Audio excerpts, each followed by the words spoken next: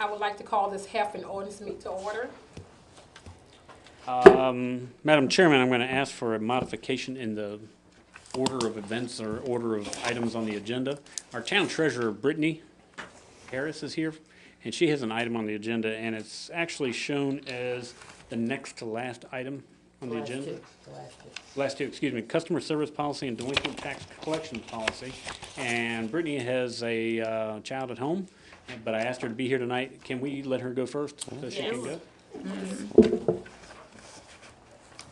Okay, so both policies are included in your packet, and just want to have them reviewed and approved if the last two possible. pages of your packet. And one is for a customer service policy, and I believe that will be helpful anytime we have a new hire, the standards they need to live up to, just basic customer service skills for the front counter. And the other is a delinquent tax collections policy. A lot of customers ask what happens if their taxes are delinquent, and this is the process we will take once they go delinquent.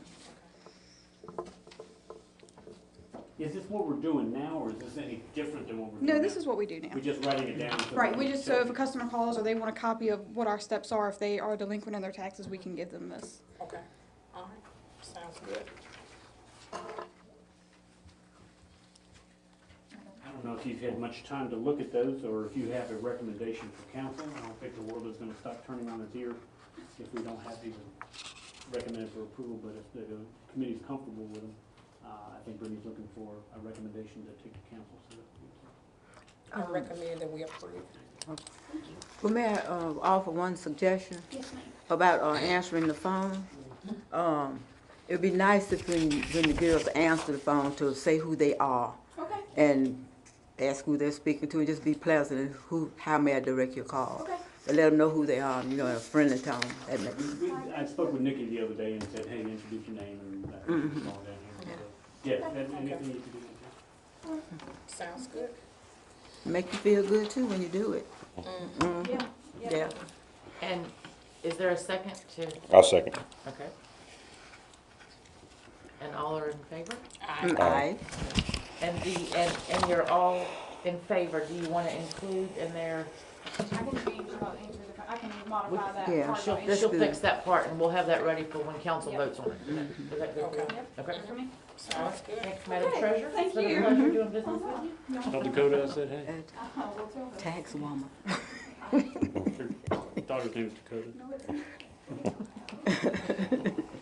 And now we will step into the realm of rental property maintenance inspections, and I think the three members of the audience are here for this item. And Madam Chairman, I'm going to ask Yvonne to come up and talk to you guys and give presentation. And what Yvonne is trying to do, we have an ordinance on the books, okay?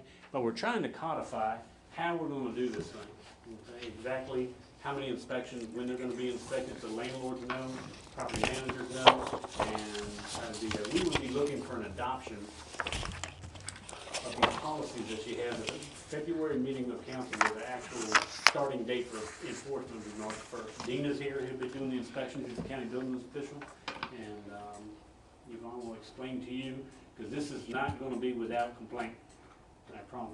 Complaint You from new council people, Landlord. the landlord. landlords don't like this. Tenants And not I gonna get it, complain, I understand why they don't, but it's been on the books for a long time, and council, I think, at least twice since I've been here, have reinforced, yes, we want to do this, so, but you're gonna get the calls from people that own these apartments and say, either I don't like this, or it's too much, or it's too odious, or it's too time consuming, and there's gonna be some bumps in the road. We talked about a few of them, or if Gene's not available to do an inspection and all those kinds of things before somebody moves in, so there's just gonna be some growing pains, we're just gonna have to figure out some of those kinds of things. Well, are the apartments so bad or is it more the housing? You guys are the pros, you see them every day. In housing, I I think think too. it's the housing. Housing. Now, Individual places like housing. Magnolia Place, Peel Manor, they're under HUD oversight, and they have to have property managers, so I think they kind of self-police because they have, potentially could lose, being able to use vouchers in Section 8 or any of those kinds of things. So even Cole Harbor, which is outside of town, Nottaway Manor is inside of town, I think the maintenance on those does pretty well. Properties that have professional property managers usually do pretty well. So I can't say it's apartments or houses. I would say when in absence of property managers or property management companies, that's when you get the problem. The individual landlord. And yeah, when they try to manage themselves, and Okay, they're not here, That's when I think you get more of the. Yeah.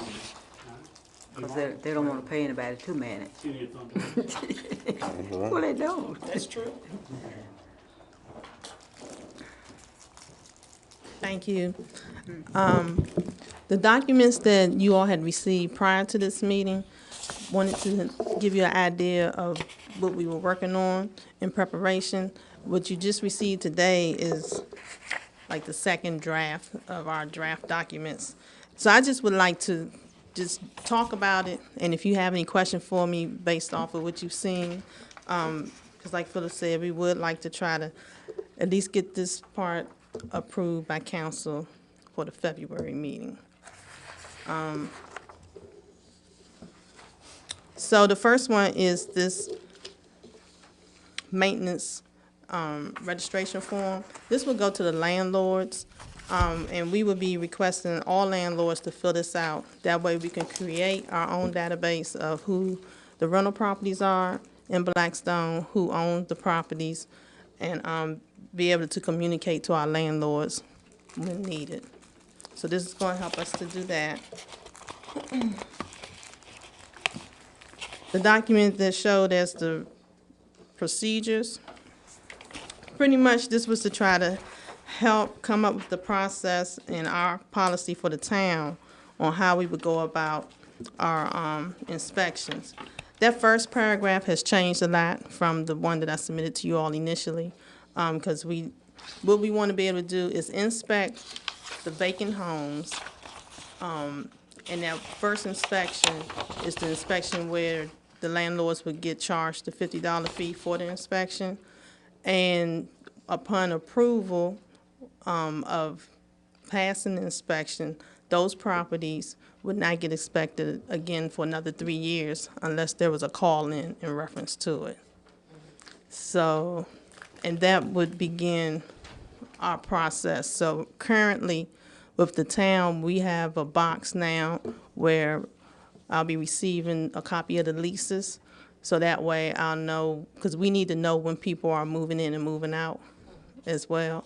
So that will help us when we begin the program to know which properties to kind of start with. Okay, question. Yes, ma'am. So every rental property have to have a lease drawn up. Is that what you're saying? For the housing, and again, we haven't, I haven't been able to really have a meeting yet to determine what's gonna be different from houses versus the apartments. But for the houses, yes, the landlord should have a lease for each of their renters. Okay. You can't get the utilities turned on without a lease. Okay. The utilities will be transferred here unless the tenant brings in a lease. That's the current policy. Okay. Yeah. So one of the questions that came up, based off of what's been going on in the past, so if a renter moves out and they end up disconnecting their utilities, the thought was and is, in order for the next renter to move in, between that time, the landlord would have to connect the utilities back in order to do whatever they need to do to clean up and to allow the inspection to come, for us to come in and inspect. And once we have approved, or whatever case it is, after the inspection, then either it could be transferred to the new renters, or they could just disconnect until they rent with the That's new the renter. part that they're not gonna like, because it's gonna be time consuming. But you gotta have the power on to do the inspection. You gotta have the water turned on to do the inspection. So- True. Well, So the landlord can't refuse this. no, if he want a tenant, he can't refuse it. But the, Give him- can I just interject, because I've been managing property here forever. The town will allow us temporary service. So when the tenant moves out, what we typically do is come in and get temporary service while we do the cleaning and cleaning. Inspection and stuff. And then when the tenant signs the new lease, they come in with the new lease and pay their deposit, and it's transferred. But we are not, we just get a temporary service, it's $20 fee. So it's really not that, I mean, we manage about 125 properties, individual ones, and we do that on every property. It's not a big deal. And it's not the, Property managers The you property- have it and they get it, it's gonna be those individuals. I gotta put the utilities, that's where you're gonna get the pushback, not from these guys. but if someone was renting and they left high and dry and didn't pay the utilities, it's not the next renter's responsibility, and it's not the landlord's Landlord. responsibility, correct? That bill belongs to the tenant Tenant. whose name was on the Okay. account. Okay, it's not gonna be the We can landlord buy or them the, service somewhere else if they have an Right. outstanding bill, right. or if there's a family member living in the house or whatever. Which, like she said, it should not be a problem as long as you're just doing it to clean up, you can get the temporary service, as long as the landlord is not expected to pay, unless the landlord's name was on it. If the landlord doesn't have to put up a deposit, it's fine. Yeah, we pay a $20 Without putting up a Connection fee. $300 deposit, right? Okay. If you do that, it's cool, but if every landlord has to put up a deposit in order to do that, it's problematic, but the $20 is working, then the $20 is working. So my question would be, because that works for them, but for the residential homes, are we saying that it would be a $20 fee for them to connect each time? That's what they currently do with the electric department, so they don't, Brenda's not requiring landlord to put up a $300 deposit. That was my thought today when you and I were talking. Oh, okay. Oh my God, we're gonna have to be swapping it, but if Brenda's already doing that, and I didn't know she was doing it, that's fine with me. And if that can be the case, then it should be easy for everybody. Yeah. Okay. It should be easy if they don't have to put up the deposit. There shouldn't be that much pushback. Well, that makes sense. I mean, because if you're just cleaning, and then that other tenant, once they sign the lease, then they come and pay that But it's deposit. not every time the unit is vacated, is that correct? Well, not every 3 years, it has to be For our done at least inspection. once every 3 years. Okay.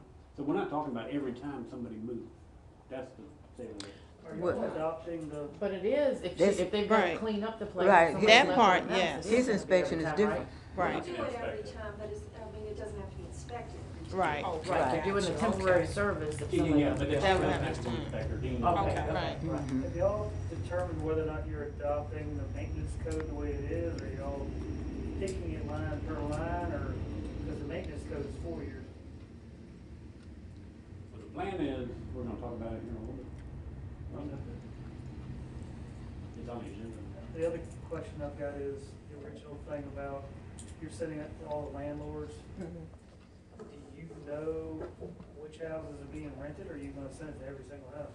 No, we're gonna, we haven't talked about the process of how to get it out to everybody, whether it's gonna be a notice that's gonna go out.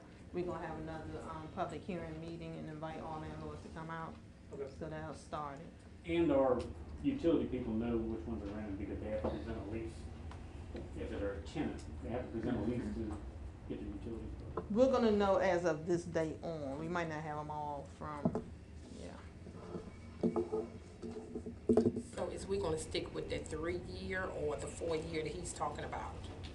I guess it all For the depends on maintenance. how It depends on what, that's to be determined. In order for you to do this, Dean, do we have to adopt the property or a portion of the property maintenance code? I did, Tuesday we did the crew meeting, and Tessie was there. Tessie thinks she can pick and choose, and I believe she's right, she can pick and choose line per line out of, so it's gonna be more on her, because you're gonna have to figure out how to pick and choose, which code you're gonna use, because town crew doesn't wanna do the whole entire code, y'all don't wanna do the whole entire code, y'all wanna tell me what you want me to look at, but it's gonna be up to Tessie to actually figure out how I much think is there's a list legal. of items in your packet. Checklist. As long as she can pick and choose from that code, which I think she can line by line, and she tells me what to do, because if she doesn't give me a list, I gotta go by the whole book. In my house, won't pass the whole book, it's only 10 years old, because I got a little bit of peel and paint on the back, and I got the screen knocked out. I mean, it's less this, 2015 It's half as wide of a book as was 2012, Cautionary tale. but it's still, it's almost impossible to get any house past code. There are some in Blackstone that would like, the beautification committee, I think, is advocating the adoption of the maintenance code. I just caution you, that's, And that's if you want different to paint on from, the back of the house, you gotta do it. yeah, that's different from the rental inspection code. It's two different things. I mean, the property maintenance applies to everybody there, and all the businesses, including If adopted. if adopted. The county will not adopt it, so. Okay. Is it? Sorry for you. I mean, we're here to discuss because pretty much what I shared is what we've talked about, but need to come into you all to make sure that it makes sense and that it's reasonable to even take it forward. And we I like need the comment. list that she's provided us. I think we can work with it as long as Tessie thinks it's all legal. That list, is it currently covered by building code, or would we have to adopt portions of the It's all maintenance? in the building code. The only thing that might not be in there is the gutter and the downspout thing, but it does count drainage for water off the roof, which I think we can go into that. But she's gonna have to be careful how she picks and chooses, because if she doesn't tell me exactly what I've got to inspect for, I'm legally responsible for inspecting for everything. So Think if we're I gonna have miss that anything, I'm liable for it. So I need y'all to tell me exactly what you want me to look for. And At this point, the list is, and take it back.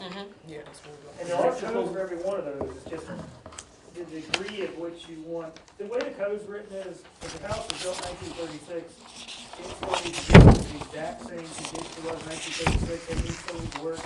The only difference is, state law now is you have to retrofit all smoke detectors, one in each bedroom, outside the bedroom, stuff like that. Everything else, we can't retrofit. So if they didn't have GFIs in the bathroom to protect them, we can't make them do that unless they renovated the building. But you're just gonna have to pick and choose which laws and codes she wants me to go by. And as long as I have a list to go by, I can go by the list and be perfectly fine. So and you're not looking for Tessie to liable. give a list of what she, Yes. not just what we, The Yeah, I code. just need something legally binding. The codes. The So code. pretty much, we have the list, so we want to determine if this is the list that we're gonna go by, and then Tessie's going to confirm the codes according to our list. So this is the draft list being presented, and Carolyn, even if, you know, if you see something that Which I should, don't think anybody wants me to go by that whole book, no, we don't including need. me. There's not a single house in the town that has, including mine. We not trying, we want people to stay in their homes. I don't think the But we want 'em objective is safe. to burden a property owner with a bunch of repairs. It's just to make sure that the properties are Safe. Safe and sanitary, right? Safe and sanitary. And functional. can we, and I asked Yvonne about this earlier, Madam Chair, I'm interrupted here, but can we require weatherization activity? Because a lot of our complaints about high utility bills, which you guys are gonna get bombed with here in the next 30 days, I think people are gonna get some big old bills from these 15-degree days. So, a lot of it is this poorly insulated home, 60 amp service. Things like, can we require insulation? Can we require things that will, energy efficiencies? Is that part of the code? That would be retrofitting. That would be right. I don't think, Yeah. I don't think we legally require it. Okay. We can require the doors to function properly, shut properly, and be sealed up, but I don't think you can make them go from R6 to R15 for the walls now, and from the old R19 and ceilings up to R38. I don't think you can retrofit. The retrofitting thing is very limited, and I think it's basically smoke detectors, and unless it's dormitories and stuff, there's not a whole lot of safety issues on old homes. I can tell you, there's plenty of homes in Blackstone that still have electric baseboard heat, no insulation in the ceiling, hot water heaters sitting on the back porch or in the Or shed set a block outside. house with absolutely no insulation whatsoever. But we can't, you don't think we can enforce? I can go over it again, but I don't think we can retrofit that. That'll reduce them bills then, I mean. Well, maybe you need to meet with the landlords and let them know that's what they need to do. Or at least hand For them the- what our for the weatherization tenants. standards are. Say we have a weatherization program, we'd like to participate in that. They have tenants, they need to fix those things. You know, you see what I see. I see what you You see. gotta highlight the $700 bill. utility, yeah. $1,200 one I've seen. Oh, They're my out there, I'm goodness. telling you. So, I'll keep my mouth shut when we finish here. I'll check on it, but I don't, And I'll talk to Tessie in the meantime I too. do apologize, my nose ain't wearing off. Those landlords don't care about the tenants when they let them live like that. So is this a good checklist? Yeah, I'm looking right here saying the exterior sign. You're just talking about just having sign on that house, so if it got like a little hole in it or something, you are not so concerned with that? Just having the signs? I mean, if it, y'all just have to tell me what you want me to do. I mean, if it's substantial. I mean, if it's If it's vinyl siding and it's got a golf ball hole in it, and it's still got siding behind it, I don't see a problem. But if I can see the insulation, that's a problem. Oh, yeah. Agreed. Yeah. We don't want to get into aesthetics and appearances. There is no code for ugliness. right. You would have to excuse yourself I if it would. was. Yeah, exactly.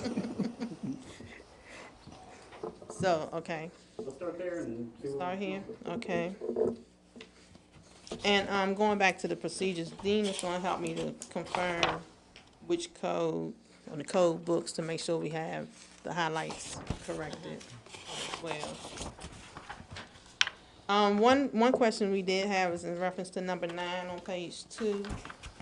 Whether or not if a, property owner is renting out 2 or more, they would be required to have a business license. I think we just need to check with the state code to see what is the legality about. I'm sorry, it was 2 of them. Yes, other handout, I'm sorry. Okay. For the If they're- procedures, Should they have a business license if they're renting out? 2 or more than, I think if it's going through a property manager, they shouldn't. If they're doing it themselves, maybe they should have a license. Yeah, I think it's worth a check with Tessie, to see if we can enforce that, but that's one way to make sure that people are reporting. all right. And then we, don't currently have a, certificate of compliance for the town. That's something that we would need to create. And, the last sheet, I just wanted you all to see, I had also submitted the, town ordinance, but this is the last page of the change for the fee as well.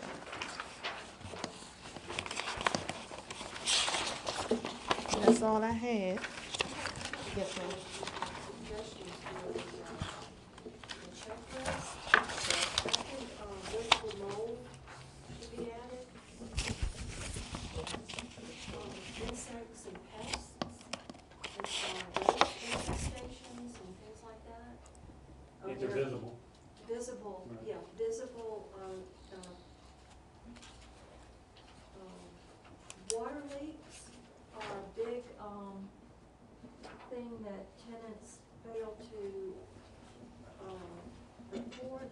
And then a small water leak, the next thing you know, you've got a hole under the sink and you've got a hole under the floor and then these are just things I see all the time as showing investment properties and don't think that because a property is under property management, that it's not gonna have these, because some of the worst, violations I've seen were properties that were managed by real estate companies. And electrical outlets, I go in all the time and see there are no electrical outlet covers and children in the house. So those are just some things that I see repeatedly that are issues. Okay, thank you. With that being said, I do have another, question in reference to working with the property managers that are currently managing like the apartment buildings or whatever,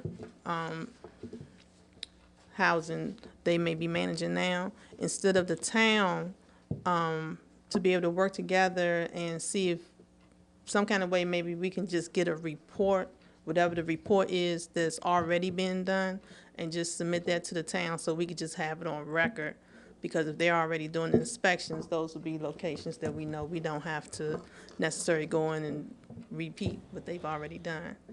So does it make sense to, just maybe request some type of their report to us? Is that, reasonable, Carolyn, you think? I think it could be, but you might wanna do a spot check every now and then. Okay. Yeah, because you're gonna need to make sure what's the town codes and everything that they got in place, that they are doing the same thing, I would think. Yeah, the hope and the plan was. Property managers out there. Yeah. That's true. And the goal for the town is to communicate with everybody, so we want to be able to communicate more with our landlords and communicate more with our property managers as well, so that we all can be on one accord. Yes, Dean. From what she said, the only jurisdiction that the state gives me for pest infestation is if it adversely affects the structure. Roaches are not included. Unless the rodents are chewing the building up. I can do termites, I did pest control for 15 years. I can do boring beetles and carpenter ants, carpenter, bees, stuff like that, but I have absolutely no control over just rodents that are not chewing the building up or Causing. roaches, anything like that. I have, unless the health department, which they've never done so far, but I've been here, can do something about it, I have no jurisdiction over that. And if they even took out basically they took out all the trash part, they took out the rubbish part, they've taken out so much out of the book now. Basically, this book now only is worried about what happens to the building. They took out the tall grass, they took out abandoned vehicles, they took all of that stuff out of the book. As far as the coverage for electrical, that would be electrical hazard, because that is required. Any exposed wires that are not shielded by either conduit or metal encased, but it definitely has to be done. So that would fall under, all roof leaks are covered. I think that's even in your little list about structural stuff. So that stuff would be included. Is the mold included? The mold problem I have is, I did mold on and off for 15, 16 years doing pest control. I am not certified in mold, other than saying that it looks like mold or mildew. That's the only thing I can say. I cannot do anything about it. The county will not pay me to test it.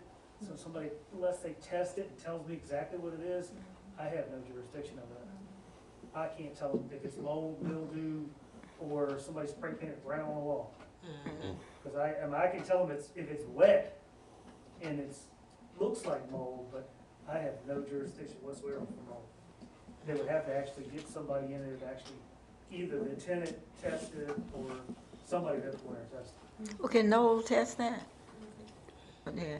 The only thing is like who's gonna pay me, but that kind of falls in, because I just did one 2 weeks ago. That Trailer would fall on that's the got mold. landlord. It looks to me like South mold. End. I mean, if it's fuzzy and it's brown, it looks like mold to me, but I can't tell them if it's hazardous or not. And the other thing we have is even though you're doing the rental inspections, by law, I have to do every single rental complaint by a tenant in the county of Nottaway. It doesn't matter if it's in town of Blackstone or not. So I don't know if we're gonna, I guess technically we can't really charge them the $50 if it's, the tenant calls me, but I still have to do every single Inspection. one. What I can. The only thing that, if it's outside the town and we have a maintenance agreement, I can only, determine whether or not it's an unsafe structure. But if it's in the town limits and you have the maintenance, if somebody complains, I've gotta go and do the whole 9 yards, so. So if someone, so for example, if someone calls the town with the complaint, are we supposed to refer them to you?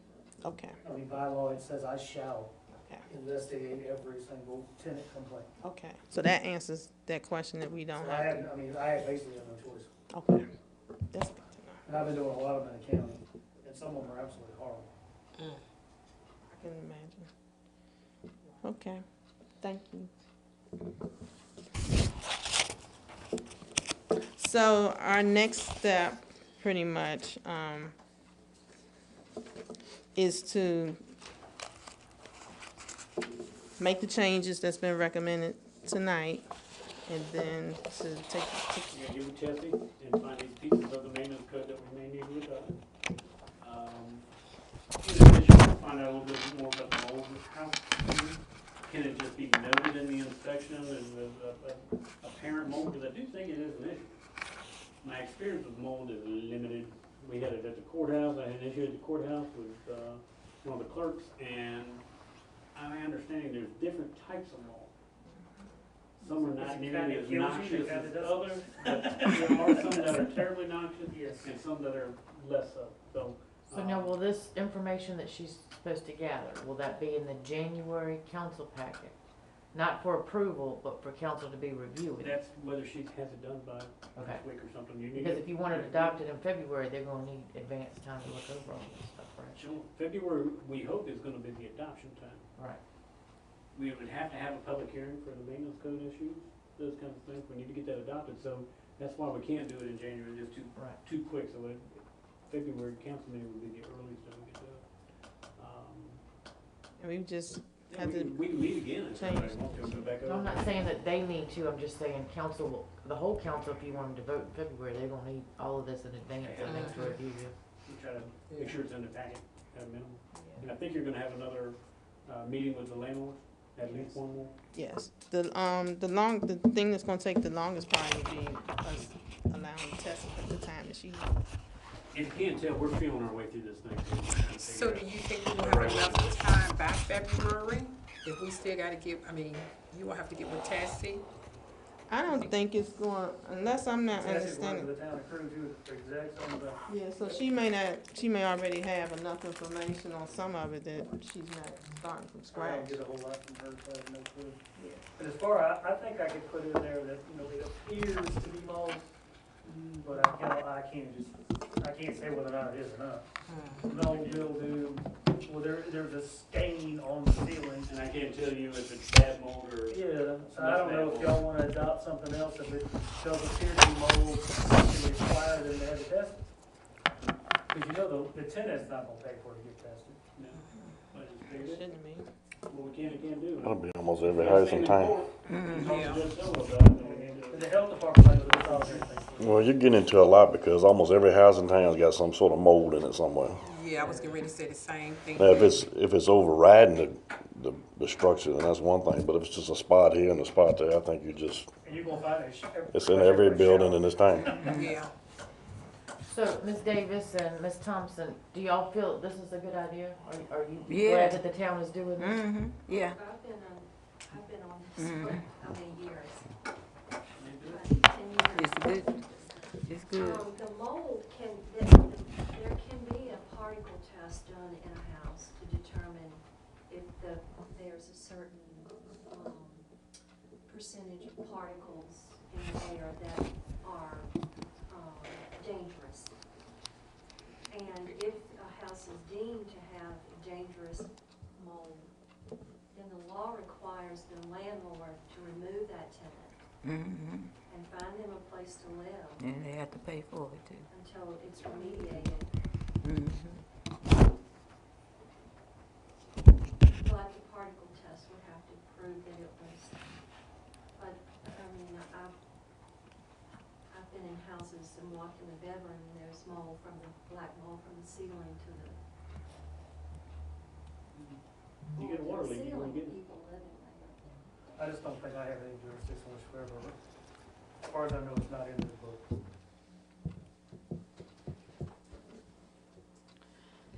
Right? Yep. Thank you. Thank you. Thank you. Moving right along.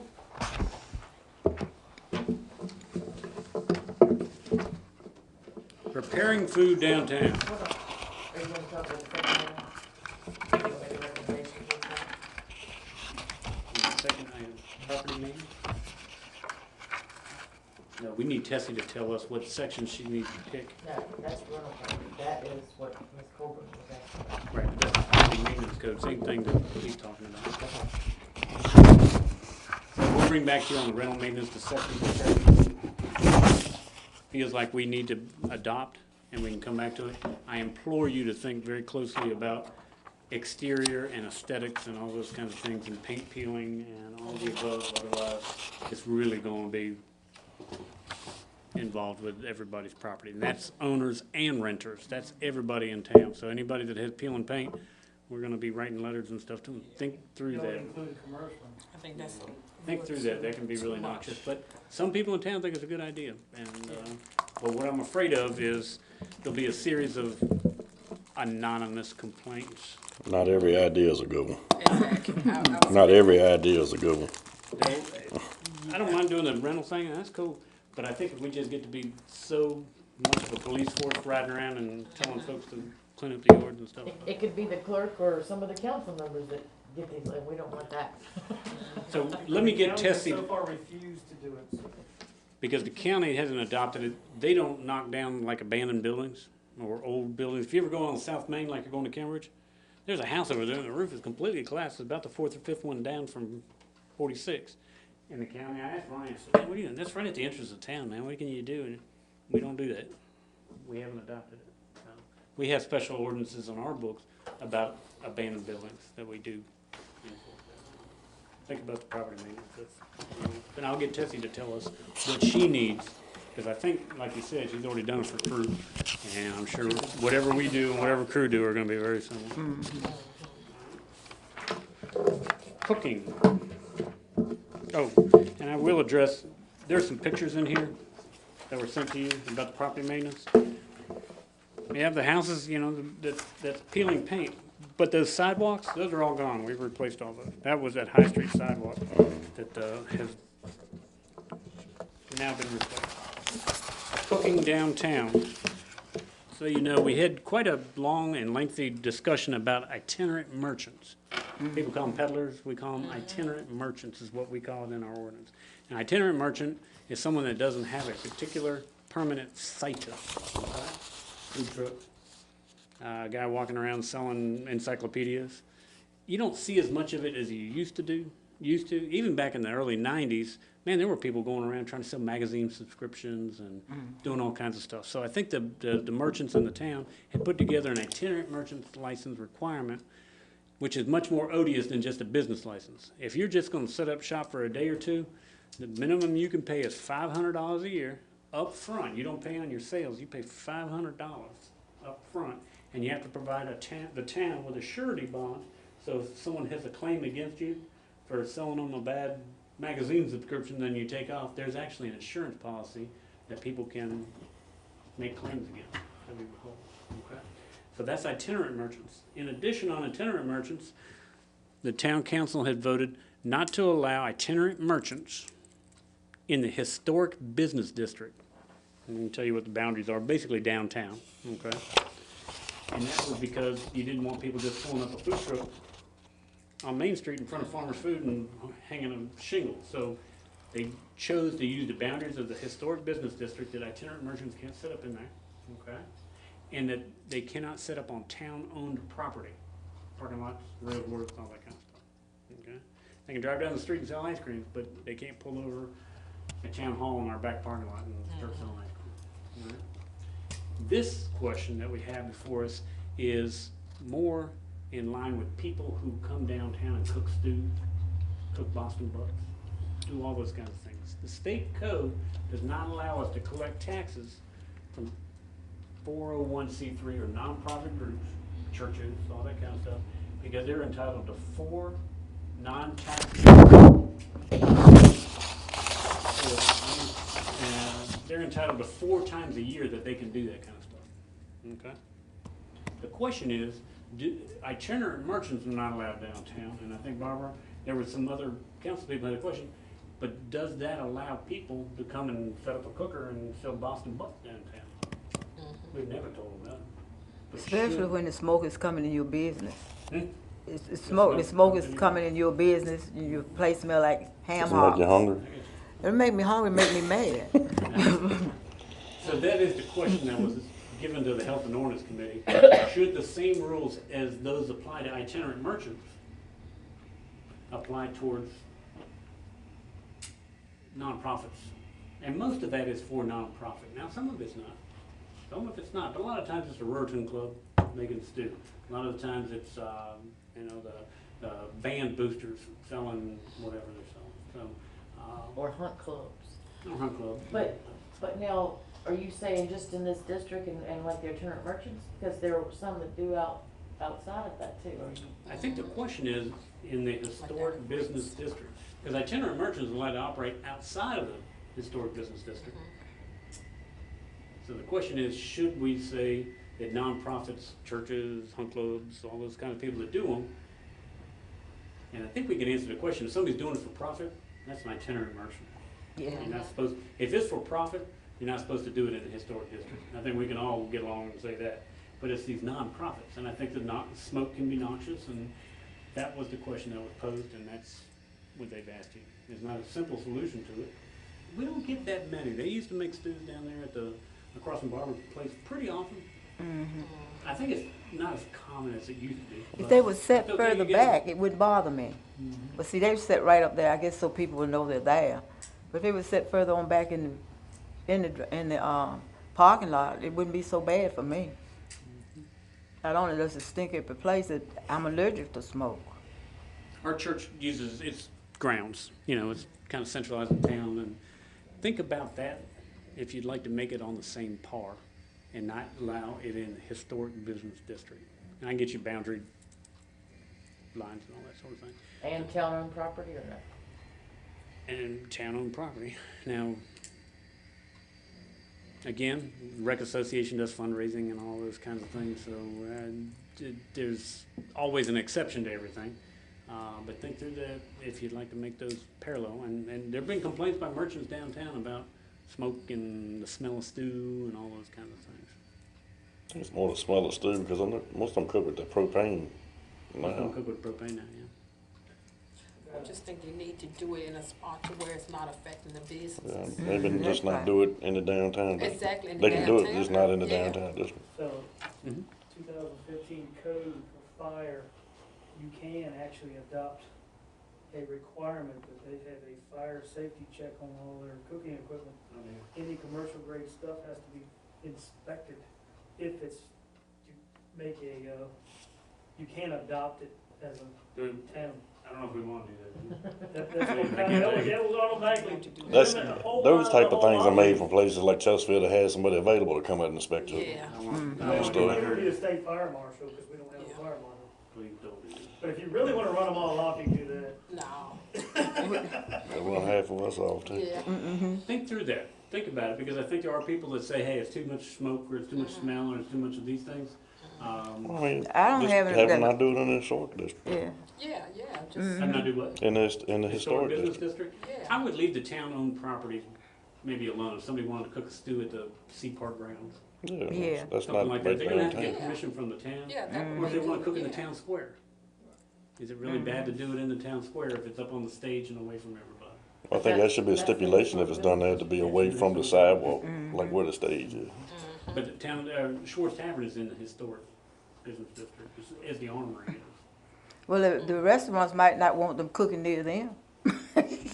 Or be cooking near them. They certainly might didn't not. want food trucks being able to pull up in front of their restaurant and set up. Well, I mean, that's just common sense. Why would you even do that? I mean, I think we ensured that they couldn't be done, but somebody from out of town shows up and wants to do that, they may.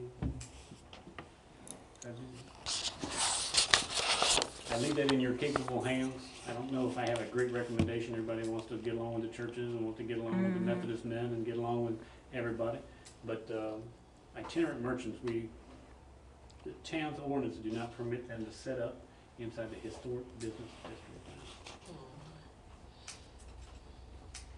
So do y'all wanna recommend something, or you just wanna think on it and come back? I would say let's recommend something. I mean, we recommend it's not, to be done downtown. You wanna recommend, it can be done as long as it's not in the historic as long district. as it's not in historic If it's district. in, the whole area, it needs to be so many feet off the sidewalk, like on the stage. Like you said, the park. I And think the the Sea would Park, be you'll a have to good get area. town approval anyway Exactly, before yeah. they did anything with that. Or DBI has to know that cooking inside, they handle the scheduling for that.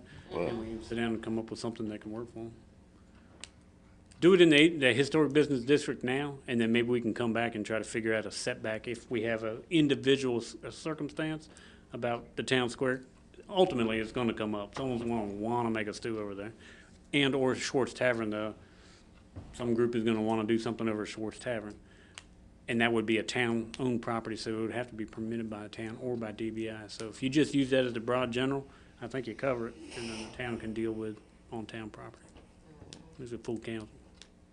And if they wanted to go into the town square, they'd have to get permission. Yeah, DBI's gotta give them permission. We gotta tell DBI, you can't have cooking in there without, see, the only time the town council votes on activities, for the most part, in the town square is when there's noise after a certain hour or over a certain decibel, closing the streets, or if alcohol is sold.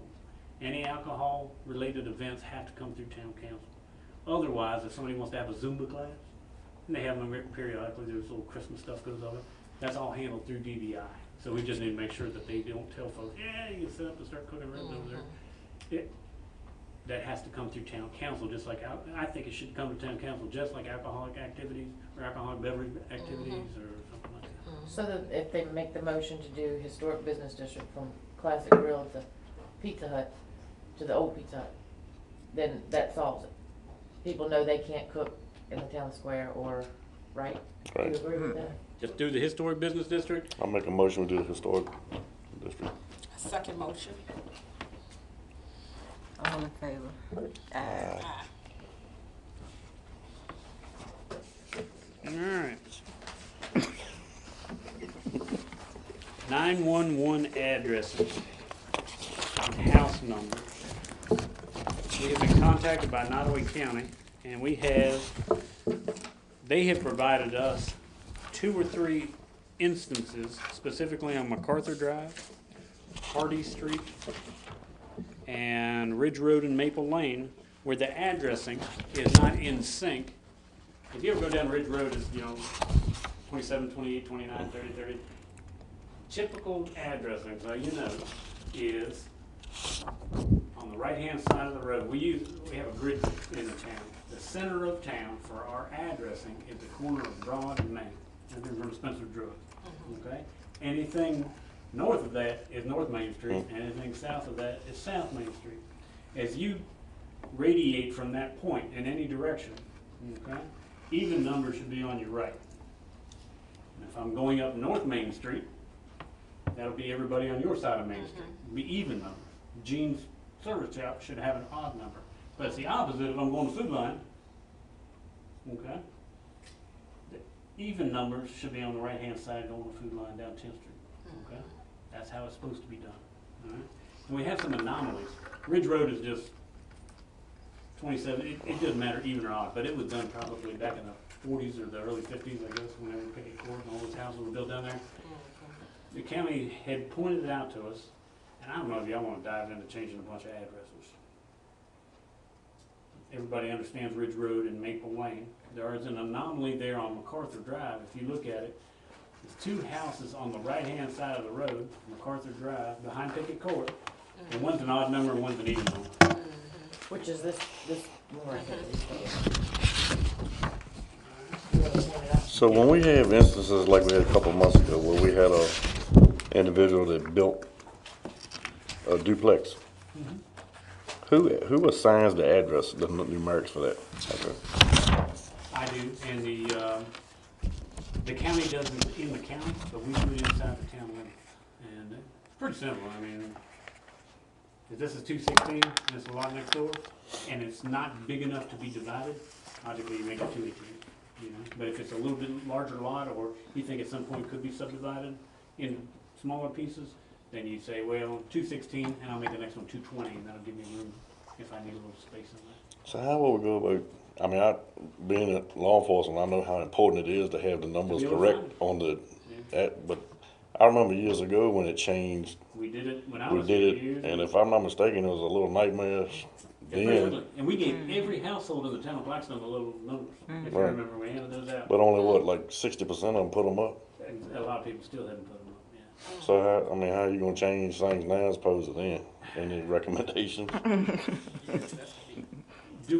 I guess my recommendation to you is leave Ridge Road area and Maple Lane area alone. I think everybody knows what's going on there. We have some other issues if you look at on Dinwiddie Avenue. I don't know how this happened. Going out Dinwiddie Avenue, going toward Pickett, left-hand side On the should be. left-hand side, on the corner. Yeah, those new houses at the town, Mhm. those are all incorrectly addressed. And, I don't know why they made them even, but they should have been on. Everything else on Dinwiddie's odd, and then you get to these new houses and they made them even. So there are anomalies, mistakes, whatever they are, on the addressing. And we did it, probably 95, and I hung plastic bags with numbers on everybody's door in town. We did all that stuff. It's not without some pain. I'm sure you change people's address, they got to get new checks, they got to change all that kind of stuff.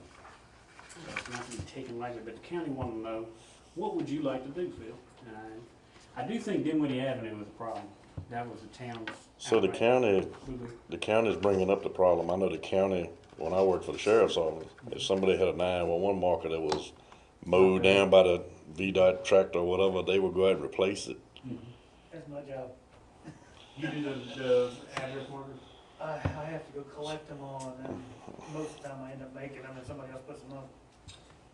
Now, I don't know how the county pays for it, but they do collect a 911 tax that they can use for. Well, that's why I was getting at. Dispatch If the center. county's collecting the 911 tax for this, shouldn't the county be responsible for fixing it? We are Nottaway residents and we don't receive. Well, we pay not away taxes Exactly. living in town. Exactly. Should we make an approach to the county? I and think we say, should, want because we you pay- guys to put sorry. this stuff in the ground? Sorry, I know but originally when you build a house, it's a $25 fee to get a 911 number. I don't know if they charge that to the in-town customers. If we don't charge them, we go back and replace them. Because they all need replacing now. We're Yeah. going through as they're falling apart and getting run but being over. they do accept the 911 taxes, I think we should approach them about it. If they're charging it in town. Yeah, I don't know if they are or not. Susan Building handles that. permits in town, yeah. You know Is it they're gonna be possible charging in that town. You all can check on that?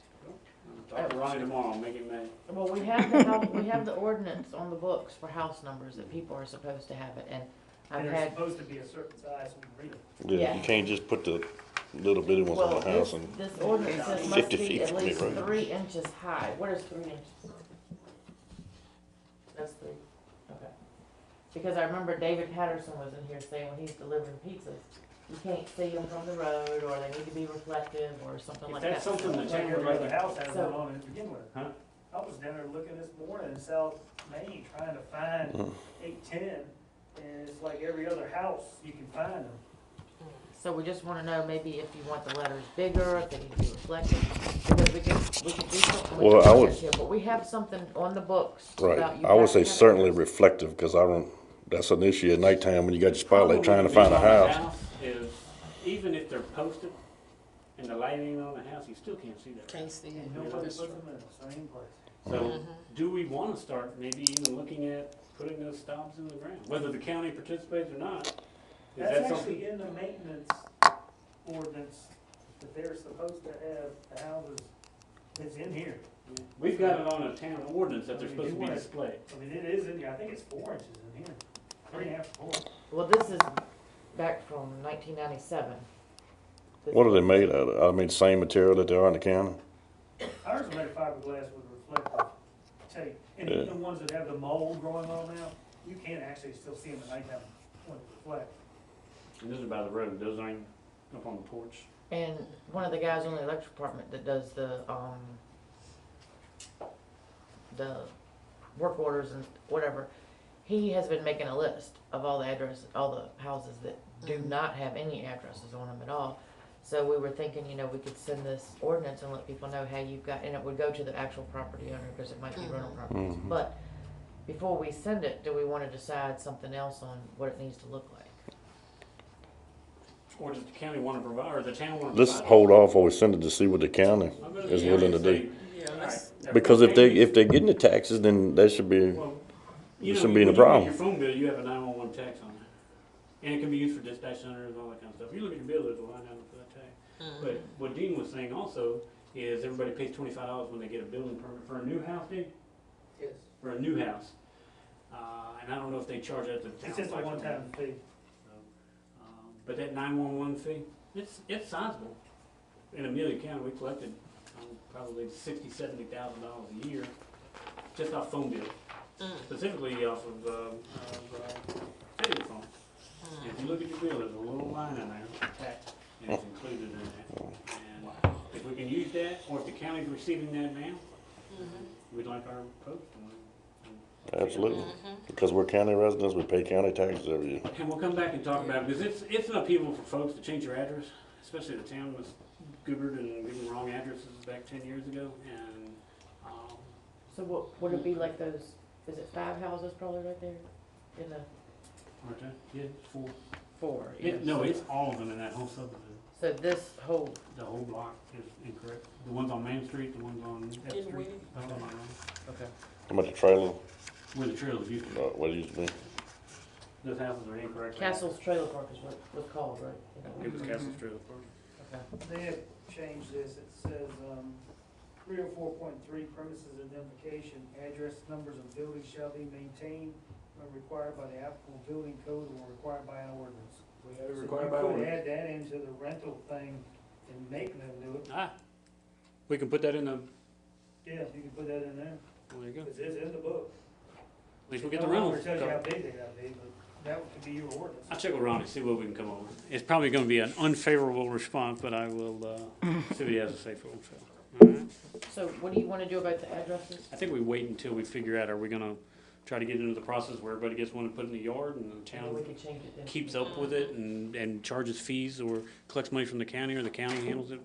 Let me find out before you start really alerting folks over there on Dinwiddie Avenue, because I gotta change my address. I'm good. All right. Fees to applicant to vacate street or alley. Right now, the town is entitled to collect $100 for processing an application to close a street or an alley. And we get it pretty often. We probably had a couple since y'all been on the council. And, we charge $100. I don't think we always collect it. I haven't collected it since the minute. So, we wanna codify this and start collecting it, because we do have public hearing obligations where we gotta advertise in the newspaper. And what we like to do is charge them $250 for the applicant, because it benefits the property owner, and that will cover the town's advertising costs. And that's what we charge for the other public Zoning hearings and and for the zoning stuff, so it's the same fee across the board, right? Right. So everybody, if you wanna close an alley, you can make the petition, it's $250, town doesn't keep the money, we pay for the advertising underneath. Okay. Do we need to vote on that?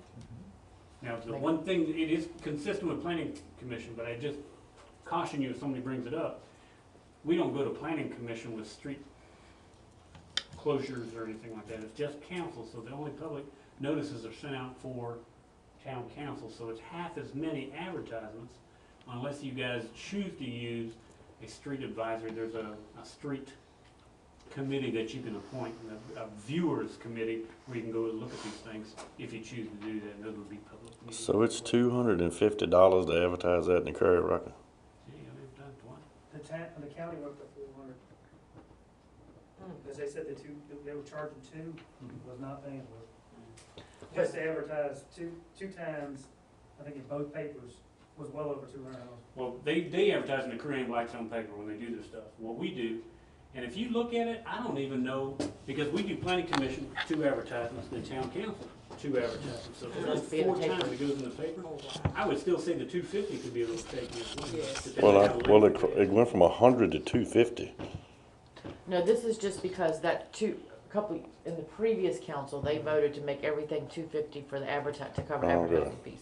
So this has been on the books since 2006, and it's never been enforced. So now we want to enforce it and have the flat fee for everybody to pay. So that'll So, pay for the advertising. Okay. is what we're trying to accomplish. I would like a recommendation, if you're so inclined to make a recommendation for or against doing something like that, so we can take it to council. Okay, I recommend that the fee of $250 for the vacate the street or the alley to the applicant. And that will require a public hearing to change an ordinance for the fees, and we would advertise that. It's too late for January, so it would be on the February agenda. We'd have to put the ad in the paper. well, they have to be approved by I the second. council first. These To are do just it? recommendations, because they may not go for it. So the actual public hearing will be in February, and Jennifer will put it on the agenda and let council authorize going to public hearing. We had some controversy, about 5 or 6 Okay. weeks ago about that. Ms. Thompson seconded that. Okay. And, All in favor, okay. and I'm that in y'all favor. are in favor of starting this process again, correct? Yes. We have not been determined. Where are we at? Feeding deer. Oh, wow. Feeding deer. In the state of Virginia, you're not supposed to feed deer except during that time of year when the deer season's out. You can feed them now, you can feed them in September, but you can't feed them during hunting season. We've got some problems with, or complaints, from the south end of town that people are feeding deer and the neighbors are really freaking out about it because there's a bunch of them and they're putting corn on the ground and they would like for that not to be the case. You can't feed deer if you're gonna bow hunt. You can bow hunt in town under certain conditions. We've had individuals ask if we could prevent people from being able to feed deer intentionally. Now, they're gonna eat out of your bird feeders and do all that kind of stuff. You can't prevent that. But actual intentionally feeding deer, some of the residents in town are asking for this kind of thing. Chris Mathias, I think, has provided for you a draft model ordinance where localities are authorized to prohibit the feeding of deer year-round. I think it would be a wise idea to prohibit feeding deer in town. The only place I know has been a problem or a question is just on one street. I don't think it's widespread. I think that, but there's a little rub between some of the neighbors. Well, there's a lot of them coming in town. Anyway, yeah. Other violent of them in town. Well, Everywhere. This again would be the same as the other ordinance change.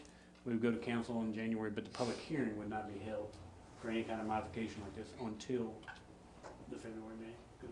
Well, why people wanna feed them, to trick them, to come up so they can kill them? Yeah, that's what I was getting ready to ask. I mean, what's the purpose? I would keep them in my backyard if I could. I'd keep them in my house if I could. I feed them so much to the ground that I can shoot them later. Yeah.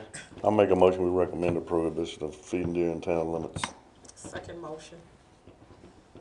Aye. Aye. Aye. The state doesn't like it because it spreads disease. It does.